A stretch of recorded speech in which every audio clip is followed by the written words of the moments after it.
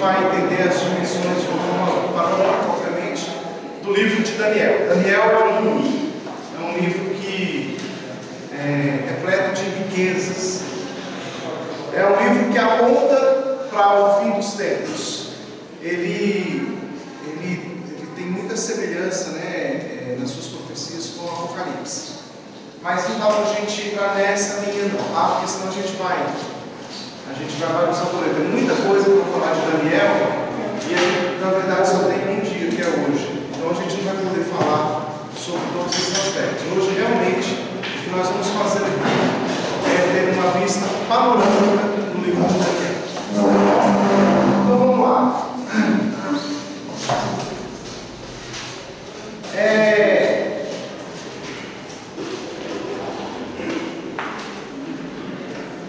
Vamos trabalhar sobre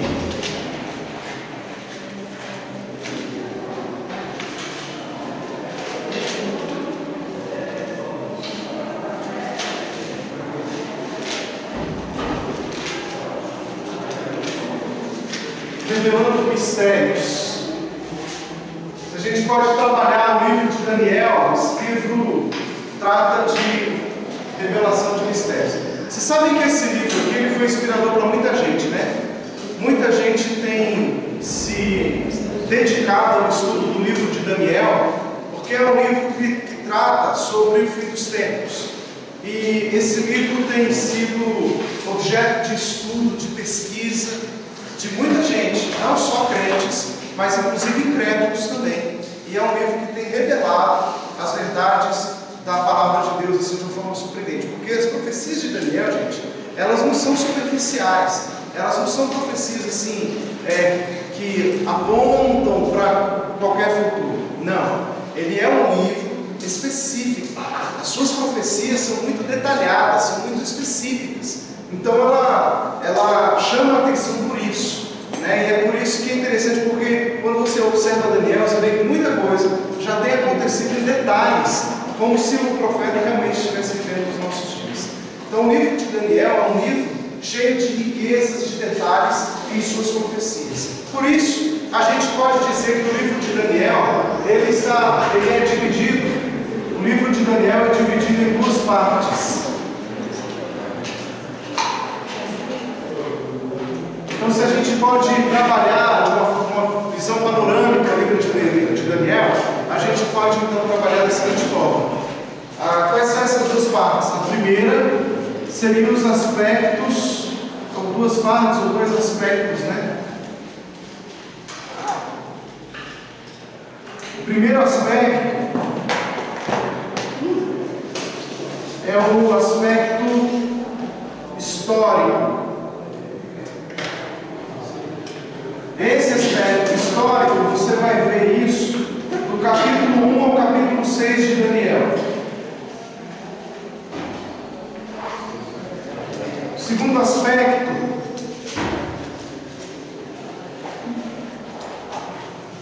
é o profético.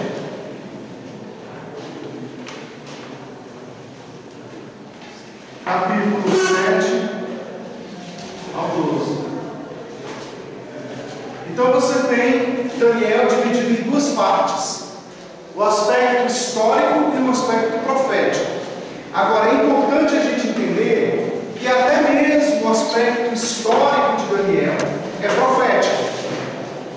Quando a Bíblia vai trabalhar a vida de Daniel, quando ele vai falar aqui sobre a Babilônia, quando ele vai dar esses detalhes históricos do livro, na verdade ele está apontando para o fim dos dias, para o fim dos tempos.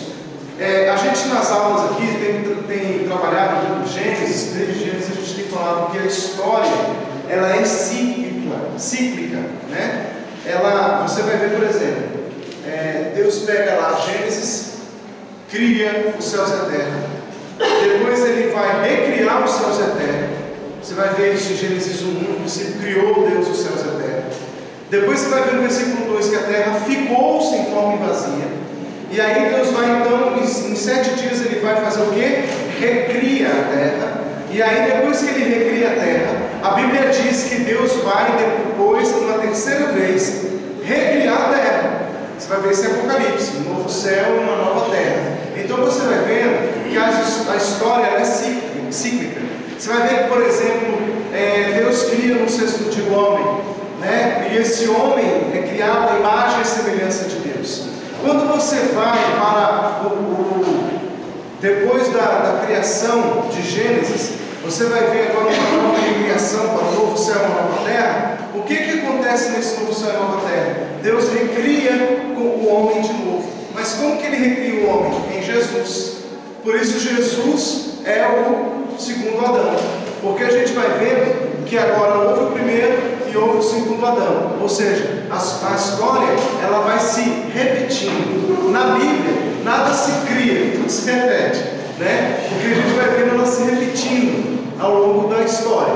Então a gente vai vendo que essa ideia de Deus habitar com o povo, ela vai se repetindo. E Deus aponta indícios na história para que isso possa chegar aos nossos dias em compreensão.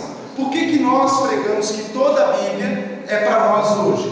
Porque eu creio que o que aconteceu em Gênesis está se repetindo nos nossos dias. O que aconteceu em Êxodo está acontecendo hoje nos nossos dias. Por exemplo, quando você tem o povo de Israel cativo no Egito, esse cativeiro no Egito, nas mãos do faraó, a Bíblia vai dizer que isso tem a ver com o quê? Com o pecado, né? Com a escravidão, o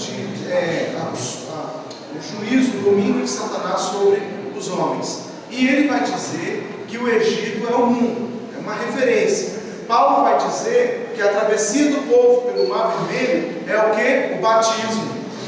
Então você vai ver que essas situações que aconteceram no Antigo Testamento, elas não são isoladas, elas se repetem de alguma forma na atualidade, ela vai se renovando. Então a gente vê que no Antigo Testamento ela tem os indícios, ela aponta alguns fatos, mas ela cria forma no Novo Testamento, ela vai se repetindo de uma forma maior no Novo Testamento. Você tem, por exemplo, em Gênesis, Babel. Babel significa confusão. Você tem lá a divisão das línguas, da cultura.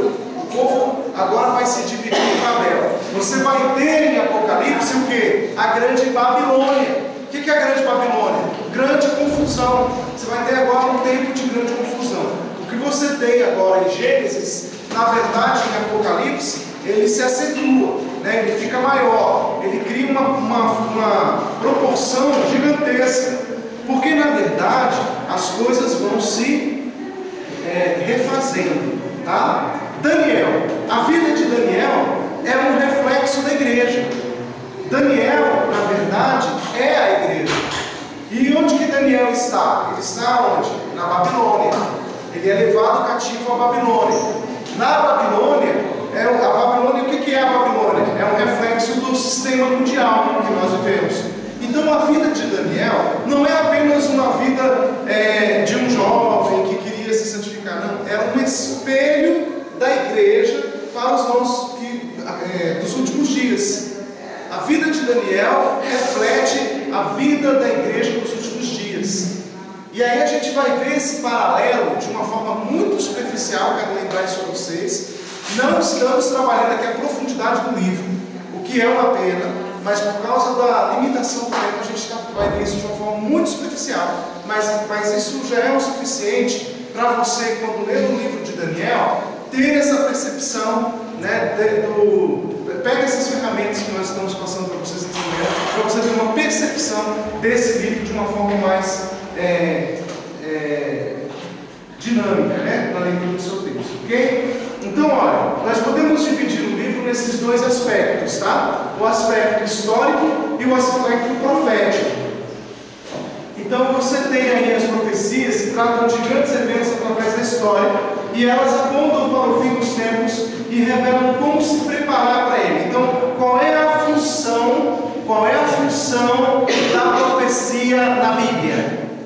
Para que servem as profecias? Então, ó, a profecia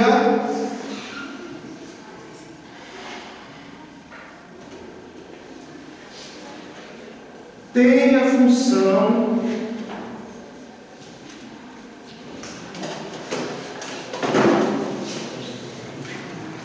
de preparar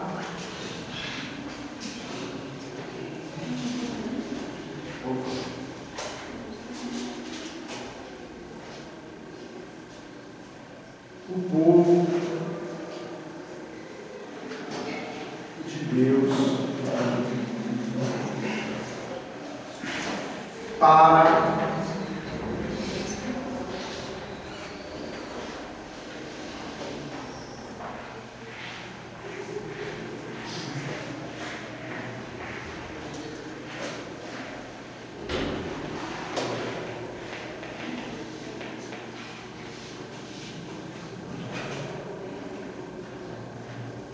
significativos da história.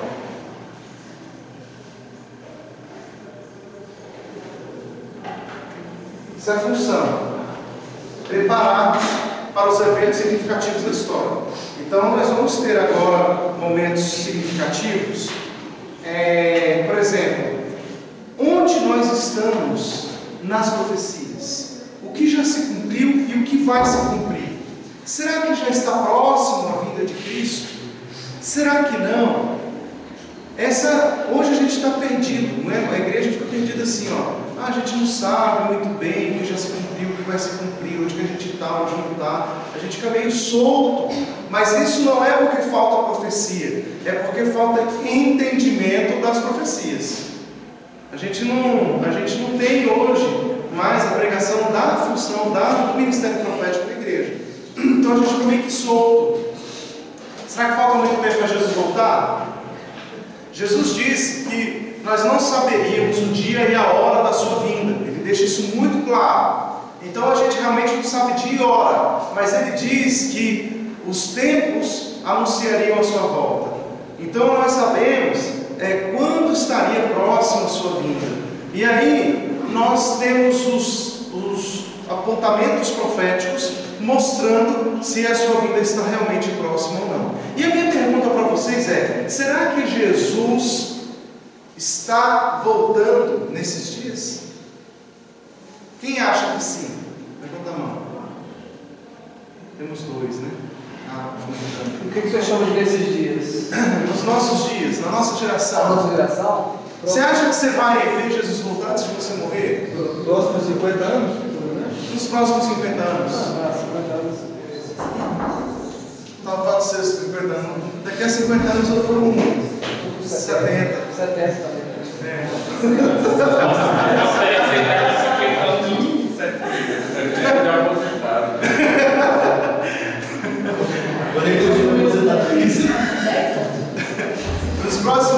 Nos próximos 30, 40, 50 anos, será que Jesus já voltou?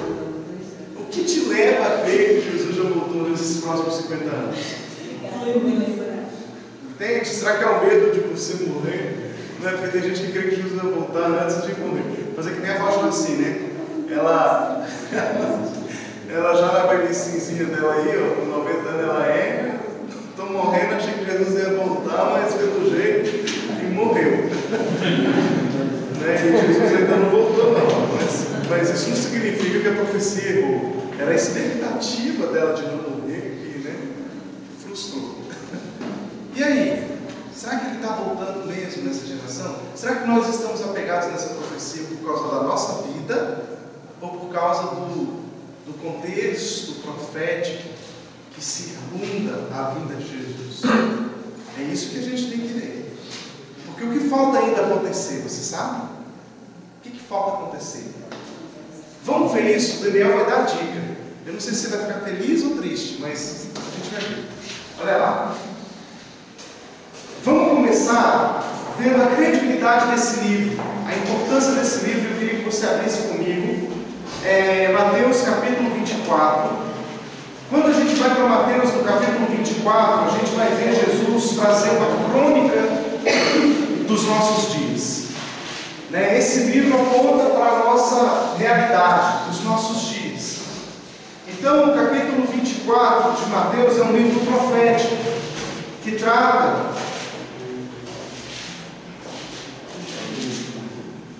lá no versículo 4 diz assim: E ele vos respondeu: vede que ninguém vos engane, porque virão muitos em meu nome dizendo eu sou Cristo, e enganarão a muitos.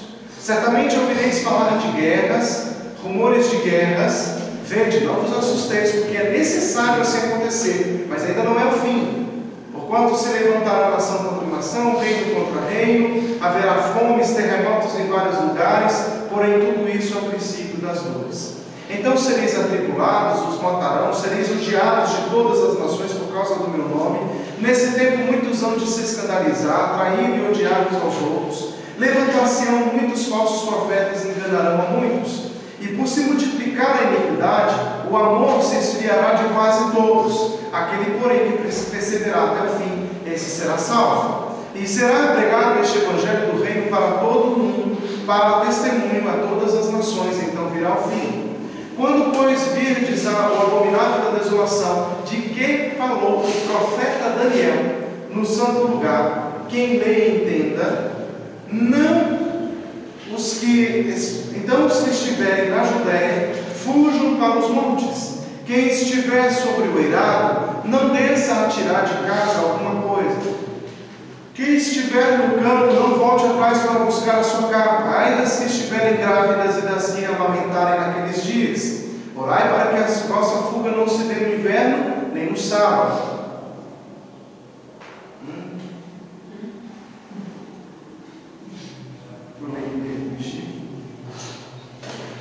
Nem no sábado. Porque nesse tempo haverá grande tribulação, como desde o princípio do mundo até agora não tem havido e nem jamais haverá. Não tivessem aqueles dias sido abreviados, ninguém seria salvo. Mas por causa dos escolhidos, tais dias serão abreviados. Então, se alguém vos disser, eis o Cristo ali, eis aqui, não acrediteis, porque surgirão muitos falsos cristos e falsos profetas, operando grandes sinais e prodígios para enganar, se possível, os próprios eleitos. Vede que vou tenho predito.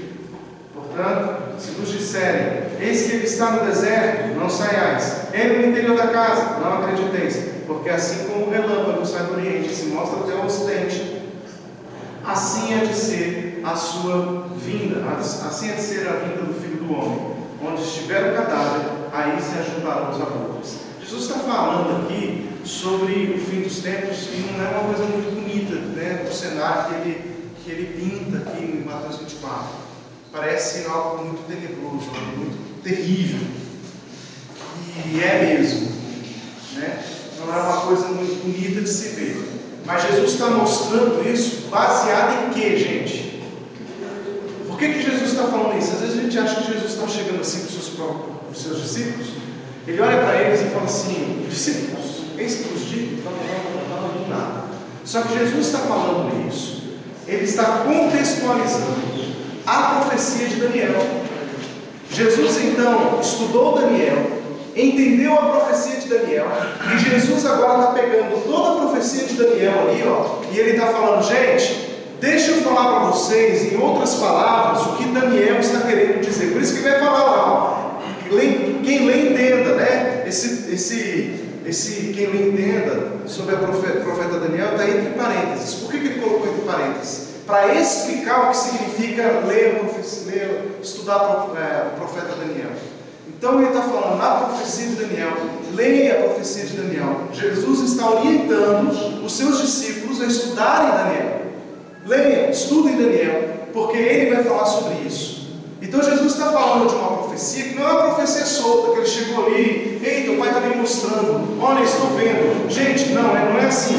Ele estudou Daniel, Jesus pega todos os indícios proféticos de Daniel, dos fim dos tempos, e ele contextualiza isso. Ele fala: gente, vai haver isso, vai haver aquilo, vai haver aquilo outro. Então tudo isso que Jesus está falando, que vai acontecer no fim dos tempos, de guerra, rumores de guerras, trair-se uns aos outros, o amor de muitos se esfriará, tudo isso tem indício em Daniel. Tudo isso o profeta Daniel já havia dito lá atrás. O que nós vamos ver é que o livro de Daniel é um livro sobrenatural, porque ele trata das profecias. Aliás, Deus, ele é sobrenatural, né?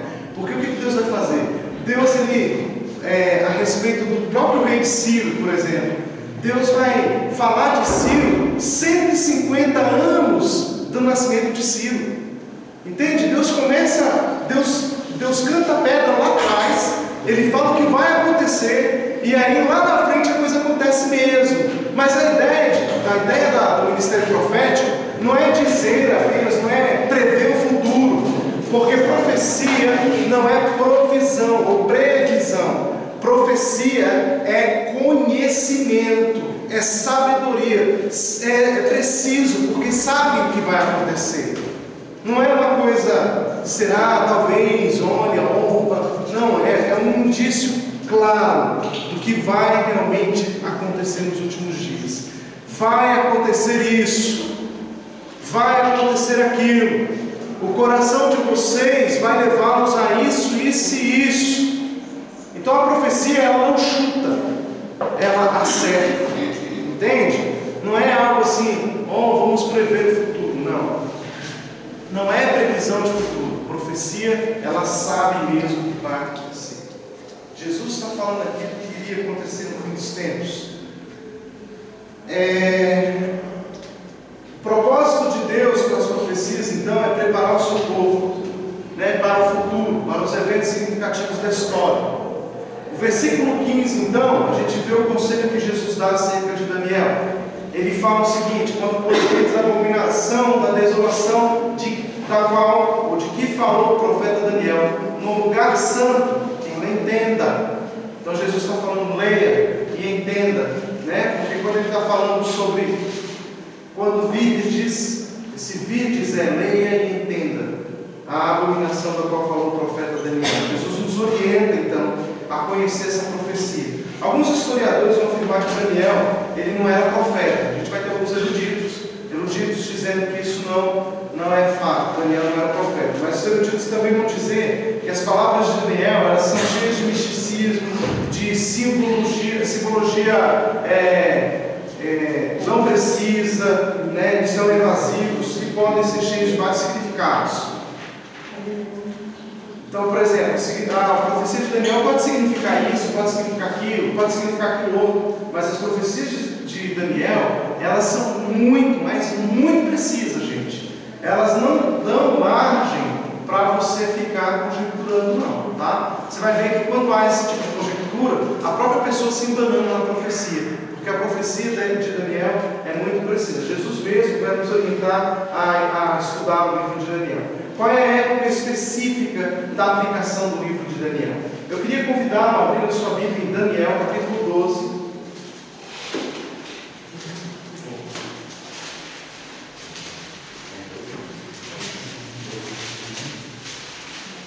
Eu queria que alguém lesse o versículo 4.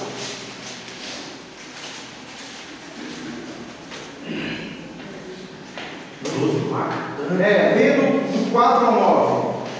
Tu, porém, Daniel, encerra as palavras e sela o livro, até o tempo do fim. Muitos os esquadrinharão, os saber se multiplicarão. Então eu, Daniel, olhei e eles que estavam em pé, os outros dois, um de um lado do rio e o outro do outro lado. Um deles disse a um vestido de linho que estava sobre as águas do rio: quando se cumpriram essas maravilhas?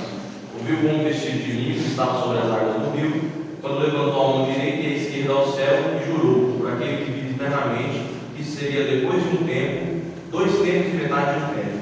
E quando se acabar a descrição do povo, do poder do povo santo, essas coisas todas se cumprirão. Eu ouvi, porém não entendi. Então eu disse: meu Senhor, qual será o fim dessas coisas? Ele respondeu: vai, Daniel, porque essas palavras estão encerradas e seladas até o tempo do fim. Que coisa, hein? O que Jesus está dizendo aí? O que Deus está dizendo aí? Leia isso para o tempo do fim. E é engraçado que quando Jesus vem, Jesus fala: agora é tempo de vocês lerem isso. Está selado para o tempo do fim. Leia o profeta Daniel. Leia. Porque estavam seladas as palavras. O tempo do fim começa com a vinda de Jesus. Entende? Começa ali. Então a gente fala, Jesus fala assim, ainda não é o fim, mas começa o fim aqui. É o princípio das dores, mas ainda não é o fim. O que Jesus está dizendo? Começa aqui. Daqui para frente é o tempo final da história. Então, da vinda de Jesus, ou da ascensão de Jesus, até os nossos dias, estamos vivendo o fim dos tempos. É por isso que a igreja de Atos, que era formada por judeus, que tinham uma compreensão do livro de Daniel, eles tinham essa visão, e eles achavam que Jesus estava realmente para voltar, porque a sua vinda era próxima, e eles tiveram o discernimento que já estava no tempo do fim. Então, o tempo do fim não significa assim, estamos vivendo os últimos anos da história, não é isso. Quando ele diz o tempo do fim, é que ele está dizendo que depois da ascensão de Jesus, para os nossos dias, até hoje, nós estamos vivendo o fim dos tempos. Ok? Quando é que vai se encerrar o fim dos tempos? Agora que a gente vai ver. Vamos lá, Daniel vai decidir isso também. Ficou claro aí, então? Alguma dúvida que nós dissemos aqui? Não? Então vamos lá. Vamos falar um pouco aqui sobre o nome Daniel. Olha lá, eu vou fazer aqui, gente, nós vamos ver agora a profecia sendo montada a partir da vida do próprio Daniel. O que significa Daniel? Vocês sabem? Deus é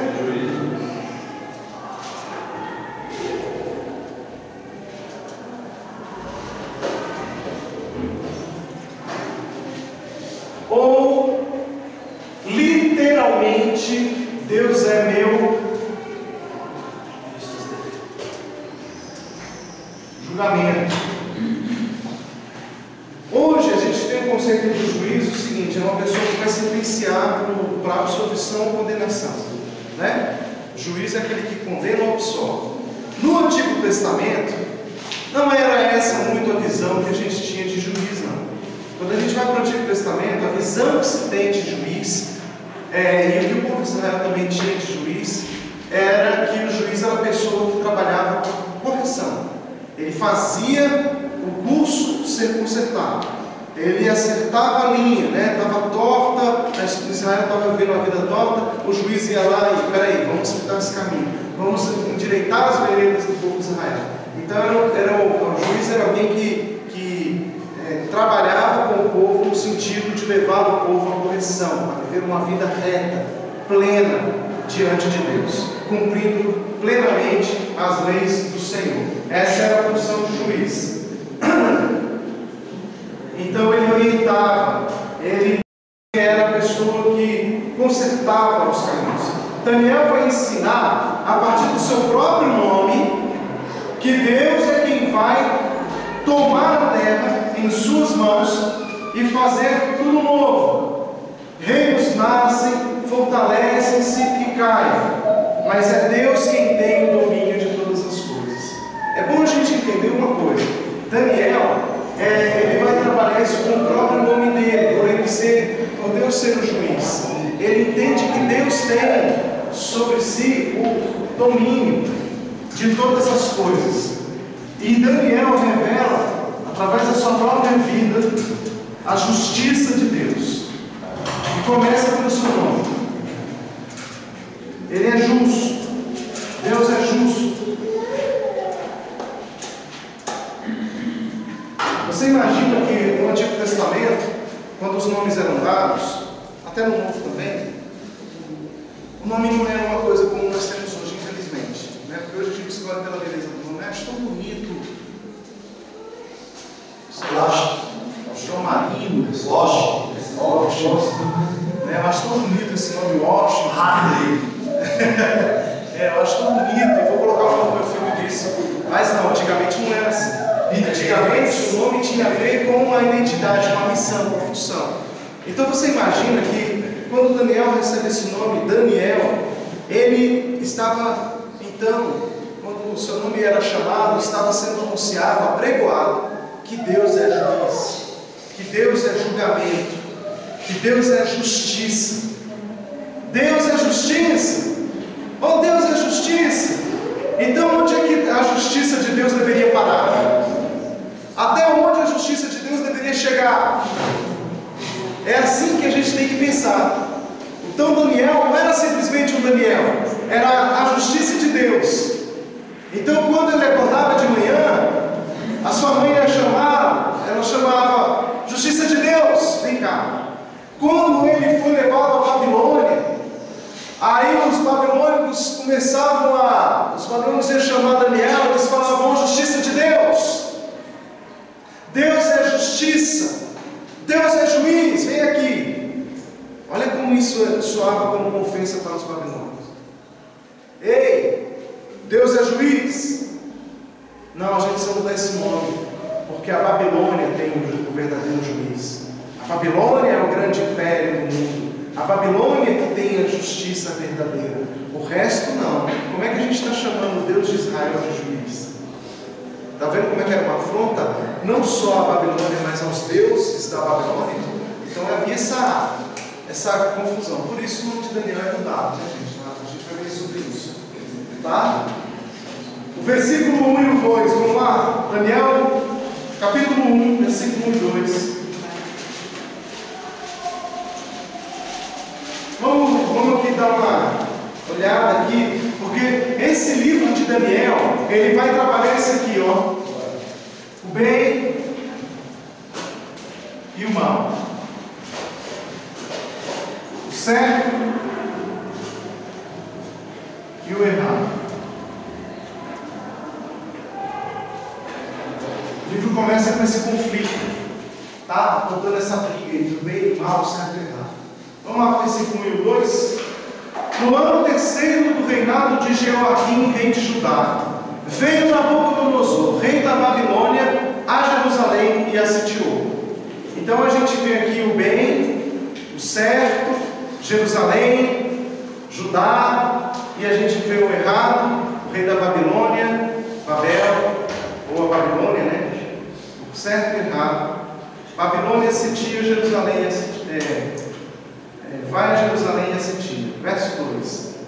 O Senhor lhes entregou nas mãos a Jeoaquim, rei de Judá, e alguns dos utensílios da casa de Deus. A estes levou-os para a terra de Siná, para a casa do seu Deus, e o pôs na casa do tesouro do seu Deus.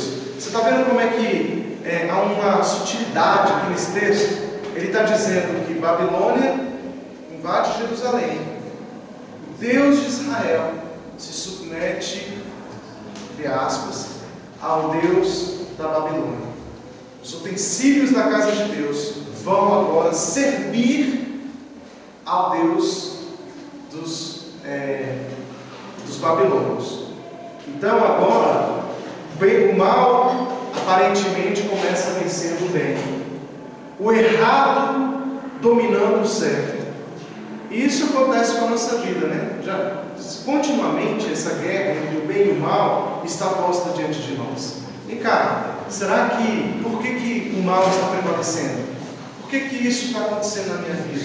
Por que Deus permitiu isso?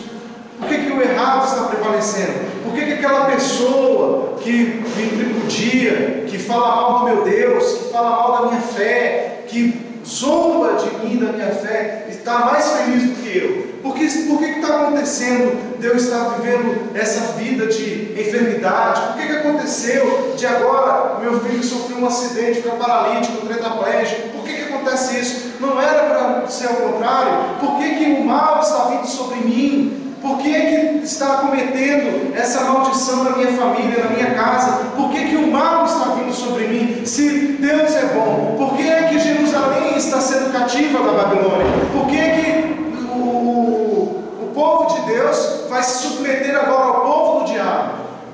Então a gente tem que entender que nós estamos ali, estava apontando não apenas para a realidade presente, mas seria a realidade do tempo do fim, gente. Tempo do fim. Você tem que ler a história também como profética, ok? A vida de Daniel como uma vida profética. A igreja tem esse nome, Daniel. Quando nós estamos na rua, quando nós estamos andando pela cidade, quando você está indo para o seu trabalho, quando você está trabalhando, quando você está na faculdade, quando você está em casa, quando você está conversando com os vizinhos, você está anunciando: Deus é o meu juiz, Deus é julgamento, Deus é a justiça. Então é isso que nós estamos anunciando. Vamos lá. A gente então tem essa batalha do bem e do mal, ela muito bem desenvolvida nesse livro de Daniel. A Babilônia versus Jerusalém. o que vai instigar aí a nossa pergunta, né? Se Deus é tão bom, por que o errado parece imperar sobre o certo?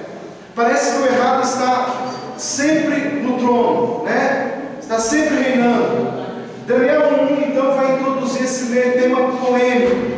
O rei da Babilônia escolhe alguns jovens para instruí-los a fim de governarem posteriormente. Vamos ver aqui o perfil desses jovens. Esses jovens aqui, a palavra Yelet, essa palavra Yelet, ela é diferente de jovem, de juventude. Yelet,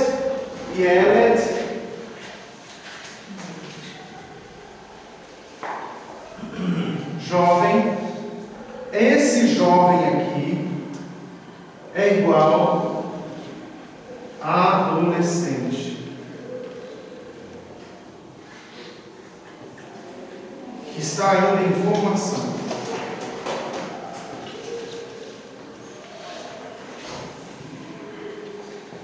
Então o rei da Babilônia, olha o que ele vai fazer. Ele vai escolher alguns jovens para instruí-los a fim de posteriormente governar. Muitos líderes fizeram isso ao longo da história. O que eles fazem? Eles chegam na cidade, eles sitiam a cidade, sitiam a nação. Aí, ao invés de destruir a nação toda, eles vão pegar as crianças, os adolescentes, levam esses adolescentes para, até hoje, né, a gente vê isso na atualidade. Eles pegam esses adolescentes, levam para a capital do seu país. Aqueles adolescentes vão ser instruídos, eles vão doutrinar aqueles adolescentes e eles voltam jovens para a sua terra e lá eles vão ser governadores, eles vão dominar. Então a ideia de Babilônia, de Nabucodonosor, vamos pegar os adolescentes aqui de Jerusalém, eles vão agora estudar, ser instruídos na Babilônia. Nós vamos pegar os melhores, os mais fáceis de aprendizado. Nós vamos ensiná-los, eles vão aprender e vão voltar como governadores de Israel. Eles vão governar Jerusalém. E aí eles serão, Jerusalém será agora sob o domínio permanente da Babilônia. Então era assim que essa era a estratégia de Nabucodonosor. Instruir, preparar e levá-los de volta. Tá? Então Daniel foi com esse grupinho aí.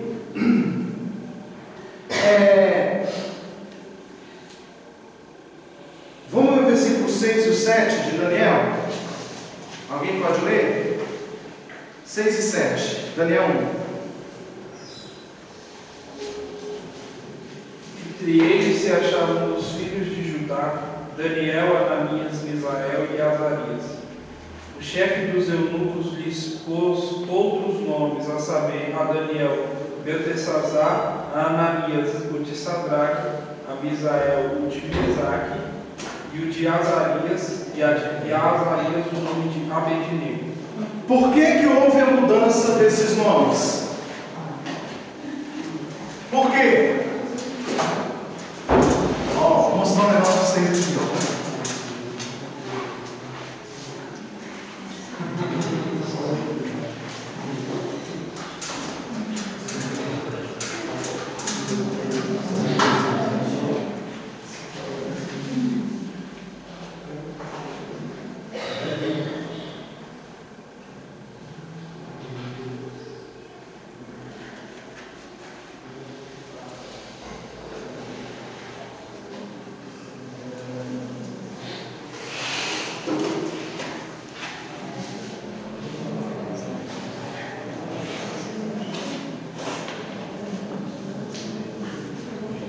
O nome revela a identidade, caráter.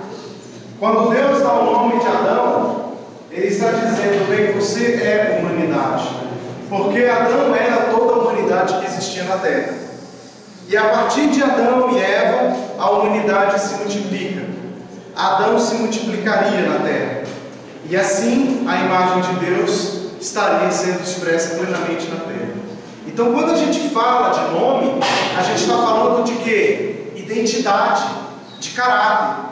Veja só, a identidade de Daniel é: Deus é meu juiz. O caráter de Daniel é: Deus é a minha justiça. O que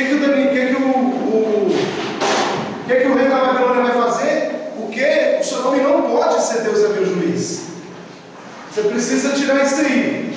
Vamos colocar o seu nome de Beltesazar. Então, ó, antes de eu falar da mudança dos nomes, deixa eu só voltar aqui um pouquinho no versículo 4. Deixa eu ver se eu vou falar sobre isso.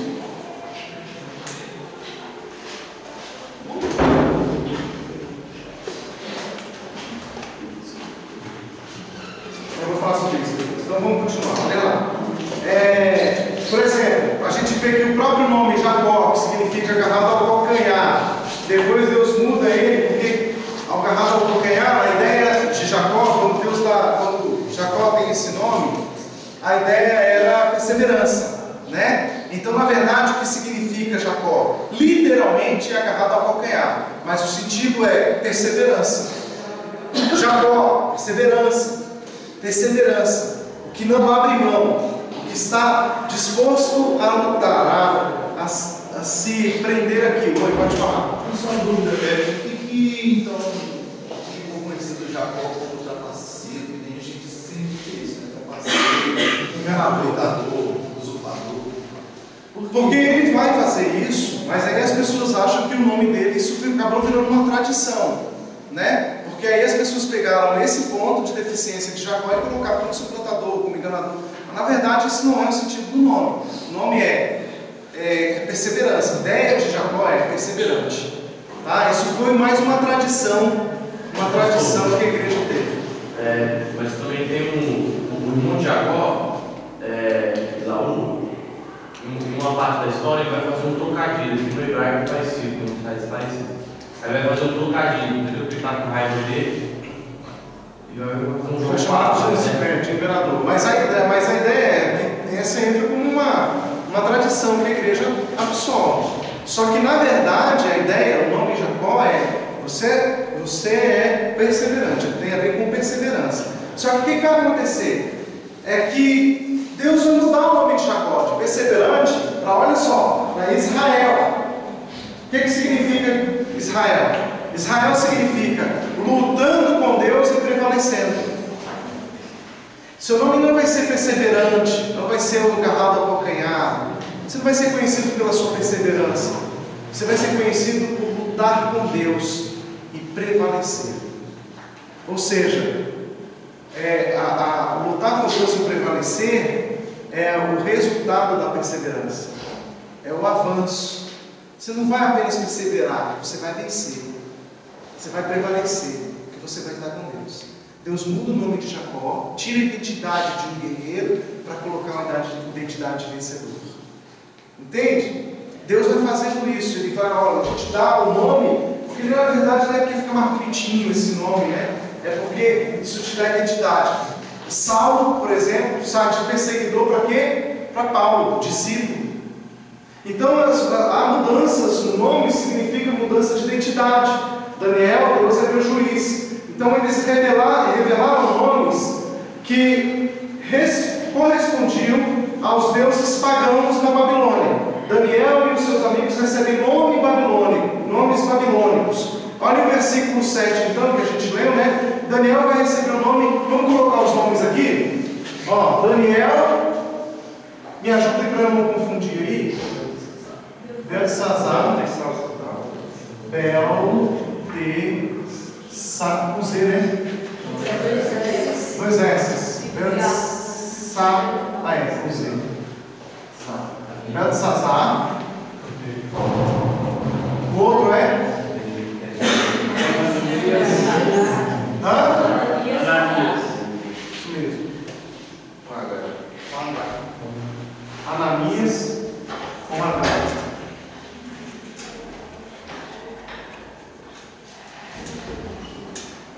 Ananias,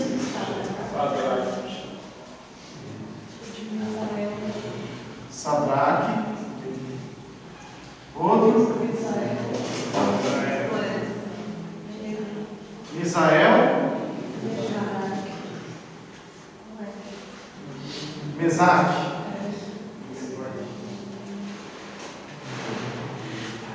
E o outro,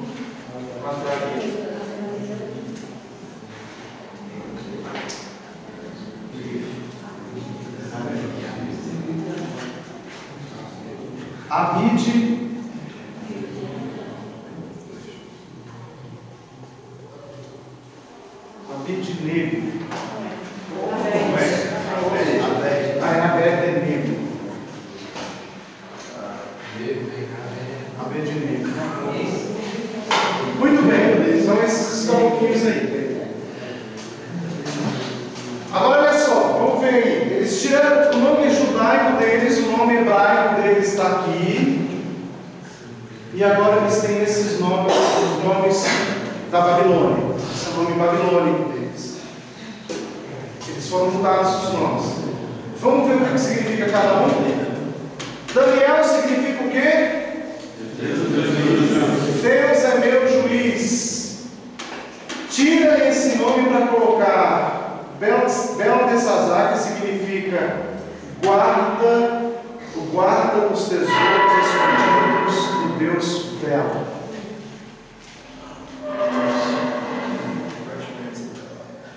Guarda dos tesouros escondidos de Bel.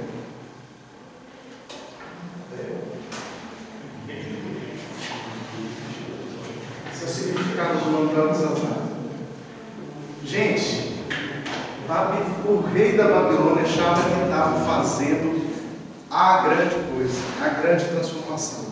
Só que o rei da Babilônia não contava com a sabedoria do Deus de Israel. Olha o detalhezinho, olha o detalhe desse texto.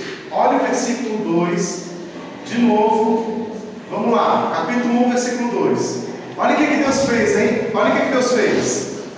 O Senhor lhe entregou nas mãos a Joaquim, rei de Judá. Quem foi que entregou nas mãos da Babilônia o rei de Israel?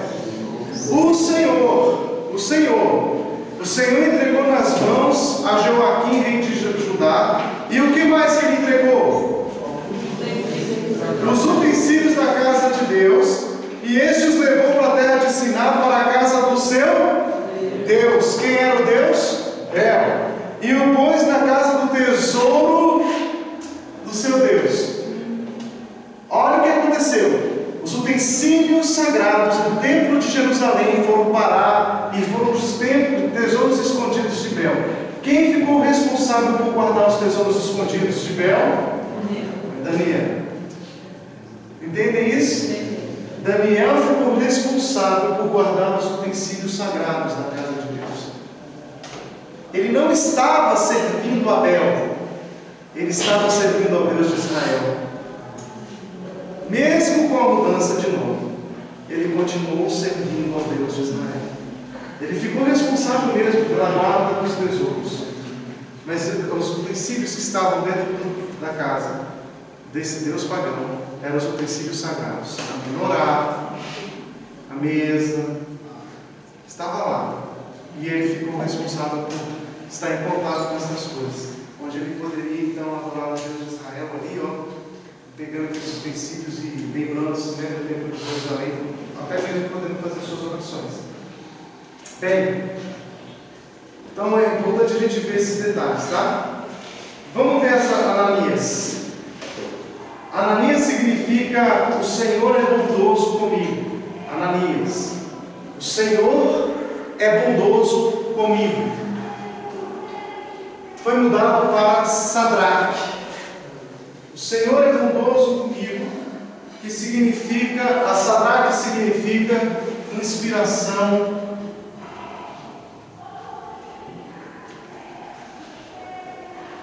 do sol, do Deus Sol. Agora você vai reconhecer que a fonte de inspiração da sua vida é o sol, não Deus de Israel. É essa a ideia. Misael significa semelhante a Deus. Semelhante a Deus. Foi mudado para Mesaque, que significa o servo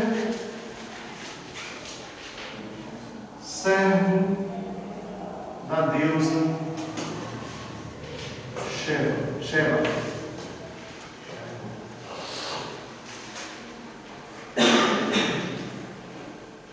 Azarias foi mudado para Abednego. Azarias significa o Senhor é o meu ajudante. O Senhor é o meu ajudante. ele foi mudado para servo de Nebo, outro deus egípcio, ou Babilônia. Então essa nação, ela enaltecia a sensualidade e a prática de relações sexuais ilícitas. Olha o contexto que Babilônia estava vivendo, de sexualidade, de pornografia, de erotismo. As pessoas se relacionavam sexualmente, as mulheres eram objetos sexuais. Então havia muita sensualidade nesses valores babilônicos. Por isso, Deus não vai começar esse livro com uma profecia, né?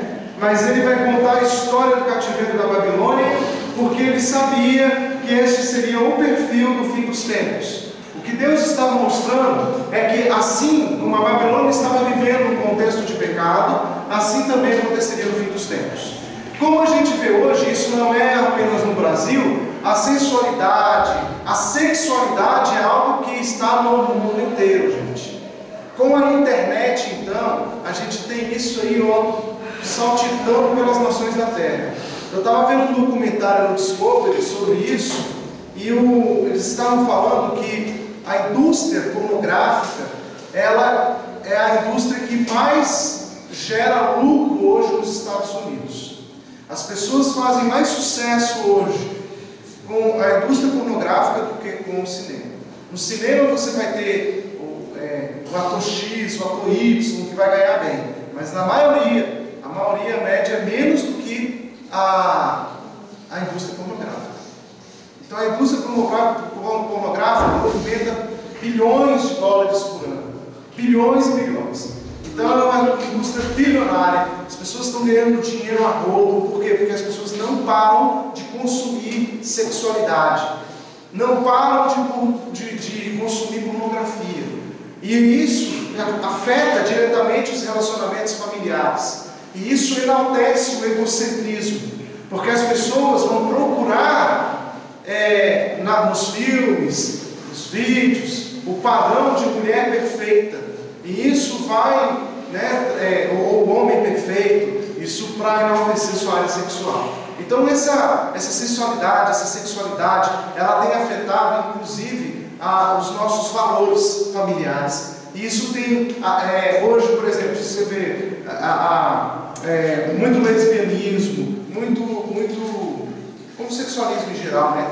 Tem sido desenvolvido hoje. E isso não é por causa de gênero, não, viu, gente? É genético, não tem nada a ver. Isso é o quê? É a atribulação do mundo influenciando hoje toda a sociedade, né? Todo mundo está sendo envolvido de alguma forma com isso. E a igreja, ela está nesse contexto. A igreja está envolvida também nesse contexto. Por quê? Porque isso é babilônico. Isso é babilônico.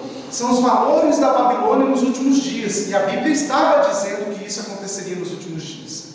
Então o que acontece? Recebe nome da Babilônia. Vocês vão estar envolvidos com a Babilônia. Vocês vão ter produção para a Babilônia, para os deuses da Babilônia. Vocês vão ficar aqui envolvidos com a Babilônia. Agora o interessante é que a gente vai ver o perfil desses jovens.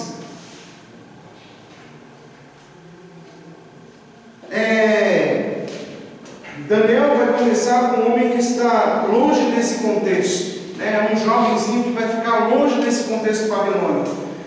Daniel vai ficar fora do contexto da Babilônia, dentro da Babilônia, mas fora do contexto dela. Qual é o perfil que Nabucodonosor vai ter para puxar esses jovens para servirem a Babilônia? Olha só, diz assim o versículo 3: Disse o rapaz a Aspenaz, chefe dos seus eunucos, que trouxesse alguns dos filhos de Israel, tanto da linhagem real como dos nobres. Então ele, olha só, ele vai falar, para servir na Babilônia, para serem instruídos na Babilônia, eu quero que peguem. Esse texto a gente às vezes interpreta errado, acha que essas são as qualificações que Deus quer para servir no seu reino. Não, essas são as qualificações para servir a Babilônia. Para servir a Babilônia. Olha lá, ele vai falar, bem, para servir a Babilônia aqui, ó, peguem jovens nobres de linhagem real. Peguem jovens sem nenhum defeito, de boa aparência, instruídos em toda a sabedoria, doutos em ciência, versados no conhecimento, e que fossem competentes para assistirem no palácio do rei da Babilônia. Eu quero os melhores jovens para servir no palácio do rei. E lhe ensinasse a cultura e a língua dos caldeus. Então a ideia é que vocês sejam servos da Babilônia, porque a Babilônia vai exigir qualidade humana. Mas para servir a Deus, você tem que ser servo. Aí Deus vai chamar um Gideão. Quem sou eu? Eu sou o menor da casa de meu pai. Eu sou o pequenininho. Vai chamar o Jeremias. Quem é a minha família? Quem é a minha casa? Nós somos os menores. Vai chamar o Moisés. Senhor, eu não sirvo para nada. Eu sou até pesado de boca e pesado de língua. Quem sou eu? Eu sou pequenininho. Eu não sirvo para nada. Deus vai chamar gente que não serve para nada. Porque o que vai acontecer? Deus vai falar: eu quero essas pessoas que não servem para nada. Porque tudo que elas forem fazer, elas vão precisar de mim. Elas vão depender de mim. Jesus vem da Galileia. Nasce em Belém, mas ele é criado em Nazaré, na Galileia. É um galileu, formado na Galileia, cidadezinha pobre.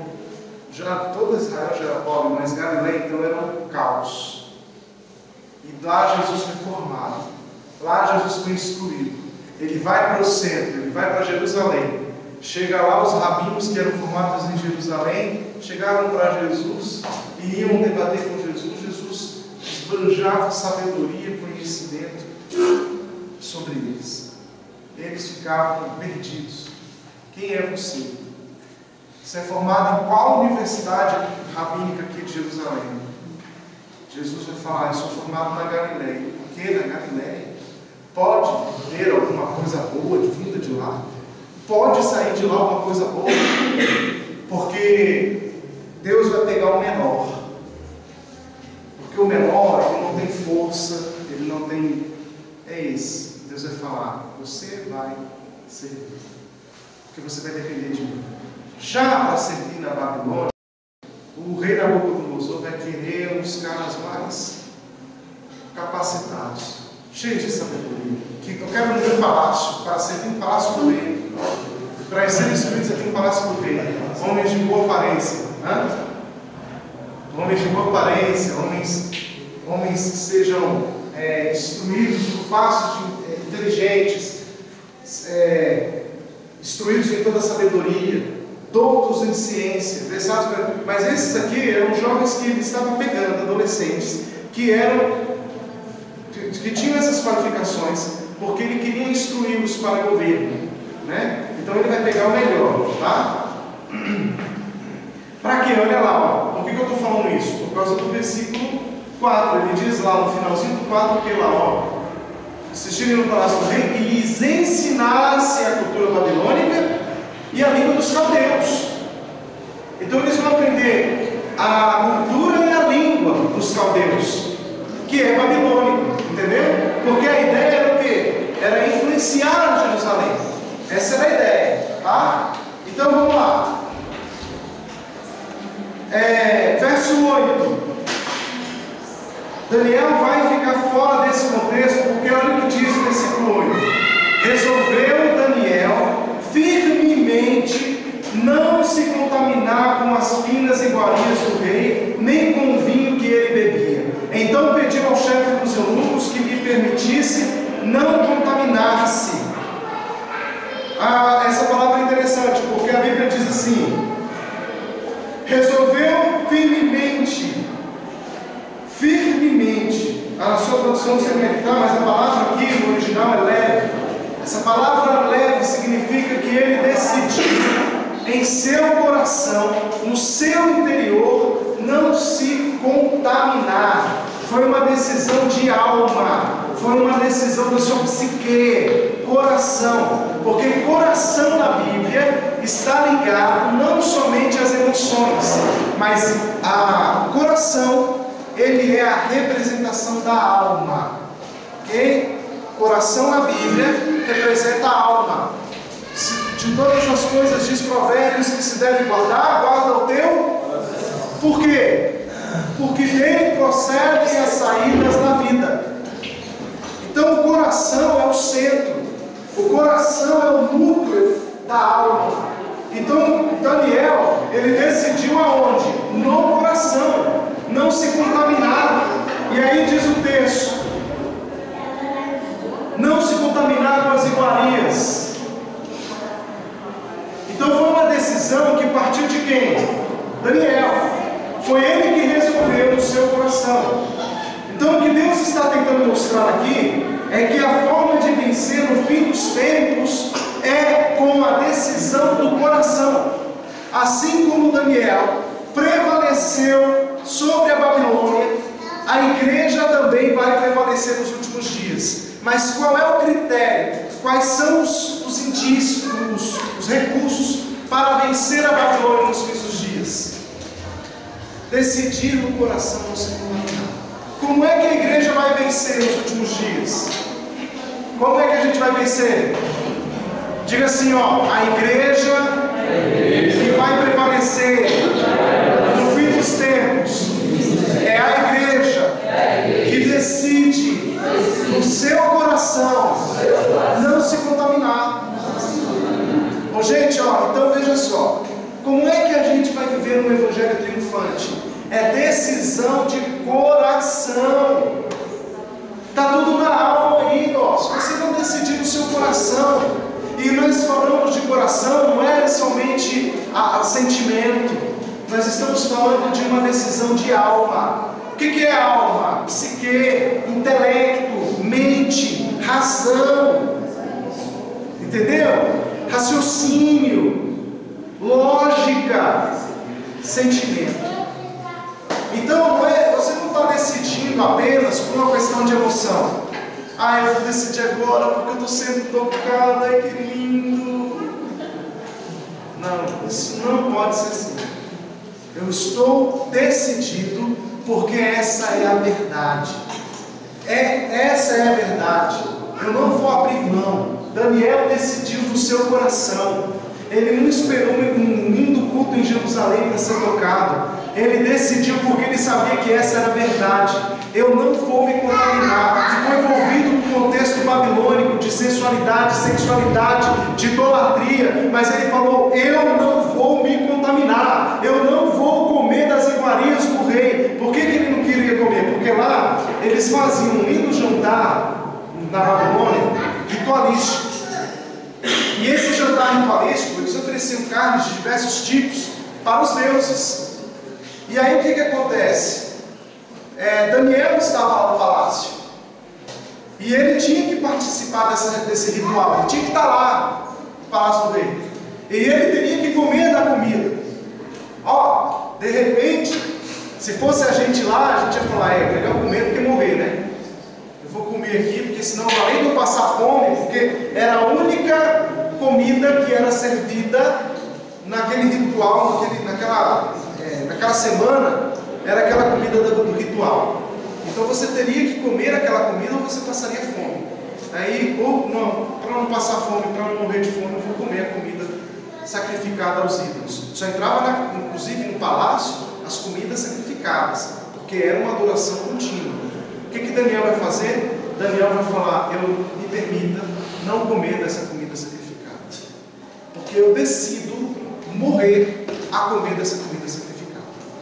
Eu decido no meu coração. Servir a Deus é decisão de coração. Daniel vai falar isso e o rei vai acatar. Sabe por que o rei acata? Porque ele achava que Daniel ia morrer de fome. Ele vai se render, ele não vai morrer de fome. Ele vai ceder. Ele vai ceder a pressão, porque era a pressão babilônica, gente. O cara com fome. 3 anos. Hã? Durante os 3 anos. Você vai ficar aí, na pressão. Com fome, todo mundo vai ceder. Não é assim que o mundo faz com a gente.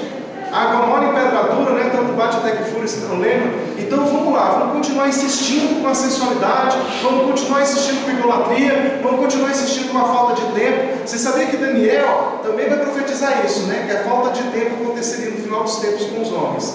Nós não teríamos tempo para servir a Deus. Gente, a profecia está se cumprindo. As pessoas falam assim, não tem tempo. Não tem tempo de orar, não tem tempo de ler a Bíblia, não tem tempo de estudar a palavra de Deus, não tem tempo. Isso não é por causa da pessoa, é porque a pessoa está envolvida e ela excedeu ao sistema babilônico. Está na Bíblia, isso já foi profetizado por Daniel. Nós vemos a pessoa que está envolvida com a Babilônia, ela fala, não tem tempo mesmo, porque está envolvida no sistema babilônico. Daniel falou, eu não vou fazer isso, eu não vou abrir mão do meu Deus. Eu não vou abrir mão de buscar o meu Senhor, o Deus de Israel. Dele eu não abro mão. Daniel decidiu, na sua adolescência. Qual é a igreja que vai prevalecer no final dos tempos? É a igreja que tem esse perfil de Daniel. Porque a história de Daniel é uma história que está apontando para o final dos dias, para o fim dos tempos. E Deus está cantando a pedra com a vida de Daniel, mostrando que a igreja que vai prevalecer é a igreja que tiver esse coração e essa decisão, que decidir não se contaminar. E aí Deus está fazendo isso através da vida de Daniel. Olha o que diz então no versículo 16 e 17. É bom a gente saber que aquela carne fazia parte do ritual de adoração aos deuses, né, aos ídolos.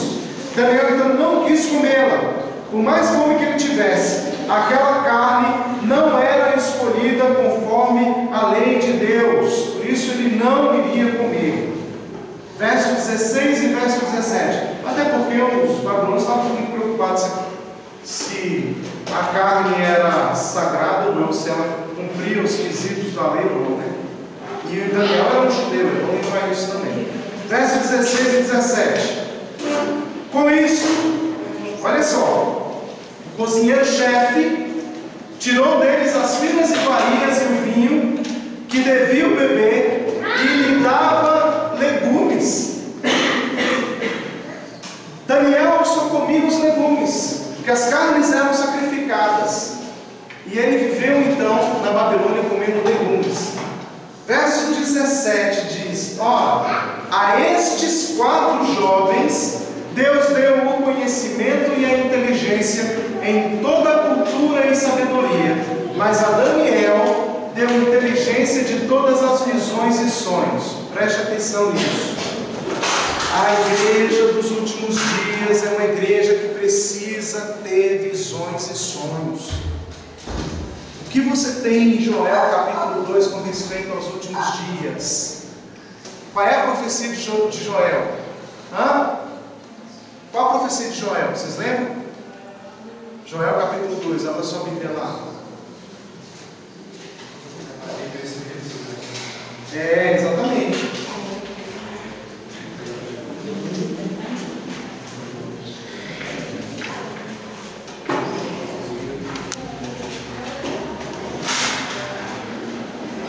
Verso 28. E acontecerá depois que derramarei o meu espírito sobre toda a carne, os vossos filhos e as vossas filhas profetizarão, os vossos velhos sonharão sonhos, os vossos jovens terão o quê? Visões. E até sobre os meus servos e as minhas servas derramarei o meu espírito naqueles dias. Atos capítulo 2, Pedro vai dizer que a promessa se cumpriu. Por que a promessa se cumpriu? Vocês lembram que eu falei para vocês? A profecia dos últimos dias começa quando? Ressurreição de Cristo. Dali em diante, a gente está vivendo os últimos dias. O que a gente tem? O sinal seria sonhos e visões da igreja. Não é esses sonhos e visões. Eu dormi, quando eu acordei, eu sonhei. Enquanto eu estava dormindo, eu sonhei que tinha um cavalo. O cavalo era branco, ele saía correndo pela cerca. E aí ele pulou a cerca, veio um carneirinho. E aí o carneirinho olhou para mim e fez: o que significa isso? Não é esse tipo de sonho. Não é esse o tipo de visão. Já teve gente que chegou para mim e falou: teve uma visão. Eu tive uma visão, eu estava no meu quarto lá e vi um vulto passando. Gente, não é isso. Não é esse tipo de visão, não é esse tipo de sonho. Quando eles estão falando, quando a Bíblia fala de sonhos e visões, que Deus vai dar a Daniel, Daniel é uma figura real, óbvio, mas é uma figura da igreja dos últimos dias. Dá para entender isso? Enquanto os outros receberam sabedoria e conhecimento da cultura, Daniel, além de receber isso, ele recebe de Deus visões e sonhos, porque a igreja dos últimos dias, que não decide se contaminar, ela tem o selo de Deus com visões e sonhos. Essas visões e sonhos são pertinentes à palavra de Deus, são com respeito à volta de Jesus. A igreja está sonhando com a volta de Cristo, ela tem visões da volta de Jesus, é uma igreja que conhece profundamente as profecias bíblicas, e é toda a sua expectativa, todos os seus sonhos e suas visões estão voltados para isso, e Deus vai trazendo a ela visões e sonhos concernente a isso, dependentes da palavra de Deus. A palavra de Deus vai selando os sonhos e visões da igreja, cada passo, a cada caminhada, a cada dia. Não é uma igreja que perde a perspectiva da volta, não é uma igreja que perde a esperança, não é uma igreja que está sem fé, não é isso. A igreja dos últimos dias está marcada por sonhos e visões. Então isso a gente encontra no perfil do próprio profeta Daniel. E essa visão, o perfil de Daniel, é o perfil da igreja dos últimos dias. Ok? Então olha lá. Indo para a etapa final. Eu estou fazendo isso, gente. Eu estou me detendo apenas aqui no início da vida de Daniel, porque à medida que vocês forem lendo, eu não vou falar das 70 semanas. É muita coisa para falar, não dá para a gente chegar lá. Mas se você tiver a visão do profeta Daniel, e essa visão, esse paralelo da vida de Daniel com a igreja dos últimos dias, você pode ler o livro tranquilamente, que você vai entender que a vida de Daniel e as profecias estão fazendo menção aos nossos dias, tá? Então olha lá, como que a gente vence? Com o coração, tá? Porque o coração aí também envolve mente, exige metanoia, mudança de atitudes, de direção, de mentalidade. Daniel não apenas propôs em seu coração não fazer, não comer, não adorar, mas o que ele propôs no seu coração foi fazer alguma coisa. Ele precisava tomar alguma atitude, ele não podia ser mais um na Babilônia.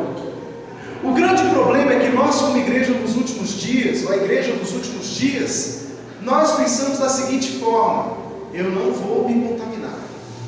Isso é um bom crente. Mas a gente pouco pensa, eu vou fazer alguma coisa para mudar. São poucos os que se levantam para transformar. O que nós estamos é, na verdade, mais na defesa do que no ataque. Entende? A gente fica mais na defensiva. Peraí, eu não vou permitir que faça, eu não vou fazer isso, eu não vou comer isso, eu não vou permitir isso para mim. Só que fica, o que nós estamos fazendo para mudar a cultura babilônica, para pregar o reino da Babilônia, para tomar a Babilônia? Porque Daniel falou, eu vou fazer alguma coisa, vou tomar uma atitude, eu vou fazer algo. E o verso 17 então diz que Deus deu a Daniel. Deus deu a Daniel. E Deus só dá alguma coisa depois que Daniel decidiu perder ouro. Quando ele decidiu não comer a carne, quando ele decidiu não se contaminar, Deus fala, eu vou te dar agora outras coisas. Aprenda isso. Deus só nos dá algo depois que nós renunciamos a alguma coisa. Você não vai ganhar nada de graça, não. Não funciona assim, não. A coisa funciona assim, Você quer alguma coisa de Deus? Você precisa renunciar. Não é uma troca. Não é uma troca, né? Então eu vou renunciar para ter. Não é isso. Não é essa a ideia, não. A ideia é o seguinte: aqueles que perdem, aqueles que não têm mais nada, eles passam agora a ser cuidados plenamente por Deus. Eles agora estão sob o cuidado de Deus, porque não tem mais nada. Eles dependem de Deus. Eles não estão mais agarrados eles não têm mais o sustento, não têm mais a força, não têm mais o poder. Eles precisam de Deus. É nesse momento que Deus segura os seus. Deus só vai cuidar de você quando você abrir mão de você. Jesus vai dizer que a gente só vai ganhar a nossa vida depois que a gente o quê? Está vendo como é que funciona? Quem perde a sua vida, achará. Então a gente só ganha quando a gente perde. Tá? Esse é o princípio bíblico. Muito bem. O que nos separa de Deus hoje? Como receber as bênçãos de Deus? Primeira coisa. Como receber as bênçãos de Deus? Primeiro, resolva no seu coração agradar a Deus. Esse é o primeiro princípio. Resolva no seu coração agradar a Deus. Segundo, permita que Deus tire os obstáculos da sua vida. Permita que Deus mesmo tire os obstáculos da sua vida. Terceiro, abra o seu coração para receber então as bênçãos. Então, primeiro, agrade a Deus, retire os obstáculos e abra o seu coração. O capítulo 1, então, ele vai começar com uma grande derrota do Deus de Israel, né? Porque agora o povo de Jerusalém está indo para as mãos da Babilônia. Então, aparentemente, é uma grande derrota. Mas olha o versículo 20, Daniel 1:20. A gente vê uma coisa interessante com Daniel.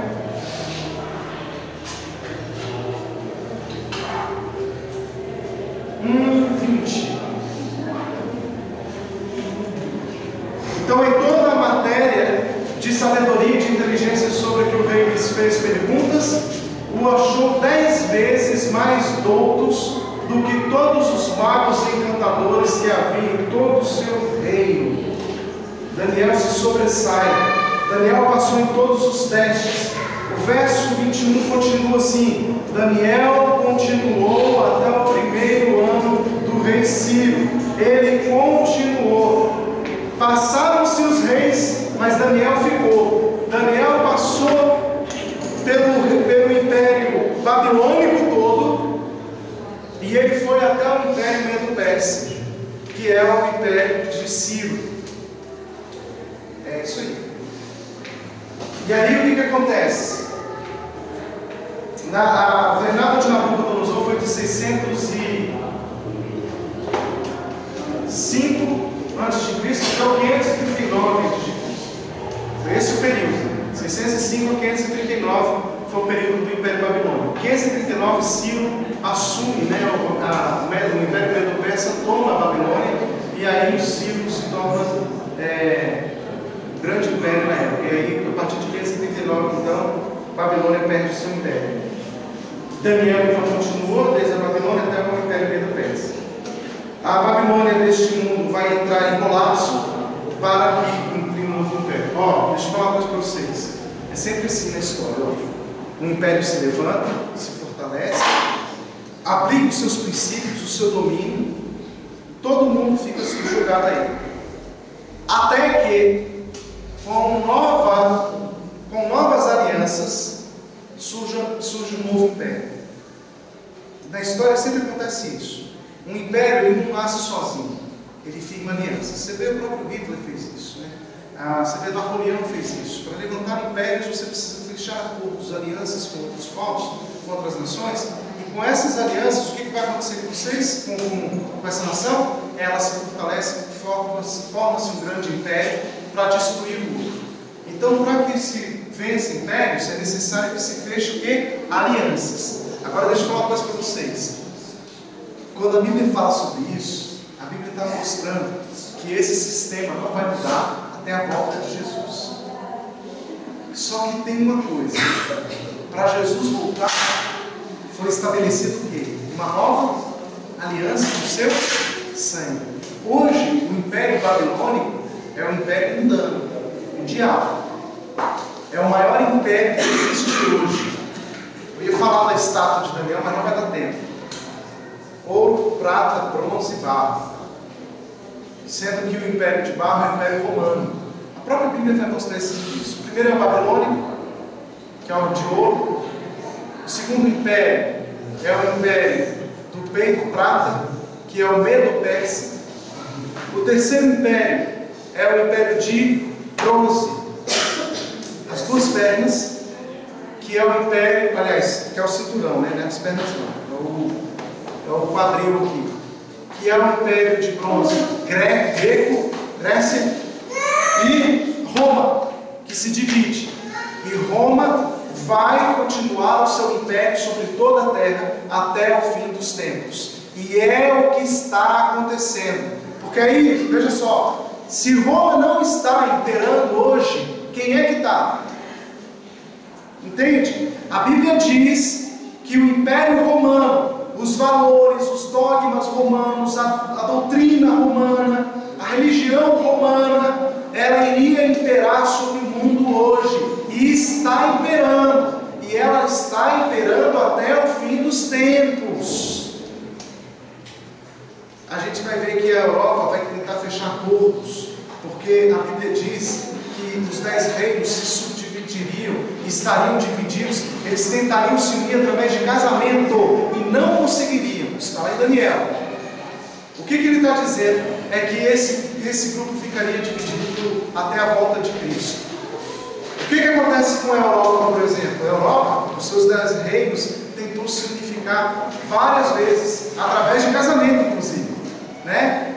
Príncipe casando com princesa para poder fortalecer o império. Isso aconteceu com Espanha, com Portugal. Isso aconteceu ao longo da história, tentando unificar, mas nunca conseguiu. Aí, por fim, a moeda comum, né, europeia, o euro, para poder unificar. A ideia era unificar a Europa, e sempre houve a tentativa dos homens de unificação da Europa, mas nunca conseguiu se unificar. A Europa, nem mesmo juntando as moedas, conseguiu se unificar. Ela não consegue se unificar, porque Deus disse que não se unificaria, até que a pedra, que não foi produzida por mãos humanas, desceria do céu e cairia sobre os... Por que são barros e ferros? Porque ele está dizendo que haveriam nesses 10 reinos, reinos fortes e fracos. Ferro duro, forte, mas o barro fraco. Mas e esses 10 impérios ficariam até o final dos tempos, quando a pedra cairia do céu. Veja só como é uma ilustração do reino de Deus que vem do céu, e ela cairia sobre os pés daquela estátua e derrubaria todo o sistema babilônico. Porque o que governa os 10 impérios hoje nada mais é do que a cabeça babilônica de ouro, os valores da Babilônia. E é interessante porque os valores vão caindo, né? De ouro até o barro. Por que ele está falando isso? Os valores vão sendo deteriorados a cada ano, a cada geração que passa, a cada império que passa, até chegar aos 10 dedos. Quer dizer, no sentido de que os valores já eram péssimos porque eram os babilônicos. E aí eles foram decaindo ainda mais. Ainda mais, exatamente, esse é o princípio. Até chegar para barro e ferro, e aí a pedra, que não é produzida pelo homem, está falando de um novo reino, de um reino que virá, o reino dos céus, cairá destruindo todo o império babilônico. Então, gente, a gente entende o seguinte: o que é essa pedra? É a igreja. A igreja tem o poder de destruir o império babilônico, que se fortaleceu com Roma. Roma foi a grande mentora do sistema que temos hoje. Roma domina hoje. Ela domina o mundo hoje. Agora a gente tem que ficar alerta a isso, porque a gente não tem a percepção hoje da influência romana no mundo. A gente não tem essa percepção, mas Roma ainda domina o mundo. Então, tudo isso é dito pelo profeta Daniel. Pena que a gente não pode trabalhar, né, a profecia de Daniel detalhe a detalhe aqui, né? Mas tem muita coisa que a Bíblia vai trabalhar detalhadamente nos últimos dias, e nós estamos nesse contexto. Bem, qual é o próximo evento depois desses impérios que se levantaram? A gente já vê que já existem até os 10 reinos. O próximo evento, segundo o estado que Daniel vê, a visão de Daniel, o próximo evento profético é a pedra batendo nos pés da estátua. Isso significa que está próximo à vinda de Jesus, que nós estamos inseridos nesse contexto. Amém?